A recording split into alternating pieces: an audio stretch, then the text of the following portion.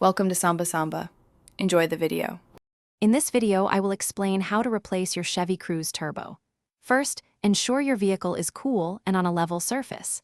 Gather all your tools, including wrenches, sockets, and a torque wrench. Prioritize safety by wearing gloves and eye protection. Disconnect the negative battery terminal and drain the engine oil. Then, remove the air intake system and any heat shields covering the turbocharger. This prepares the area for easier access. Next, you'll need to carefully unbolt the exhaust downpipe from the turbocharger. Be mindful of rusted or seized bolts, using penetrating oil if necessary.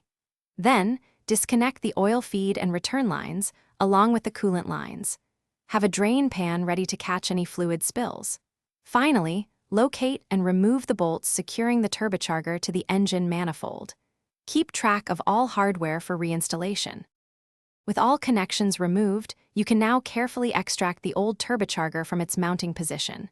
It might be heavy, so be prepared. Once removed, thoroughly clean all mating surfaces on the engine block and exhaust manifold. This is crucial for a proper seal with the new unit. Install new gaskets and O-rings on the oil and coolant lines and for the exhaust manifold. This prevents future leaks. Now, carefully position the new turbocharger and secure it with the mounting bolts, tightening them to the manufacturer's specifications. Reconnect all oil feed and return lines, coolant lines, and the exhaust downpipe. Ensure all connections are tight to prevent leaks. Reinstall the air intake system and heat shields.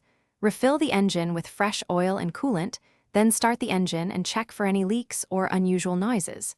Double-check all fluid levels. Thanks for watching. Consider subscribing if we helped you.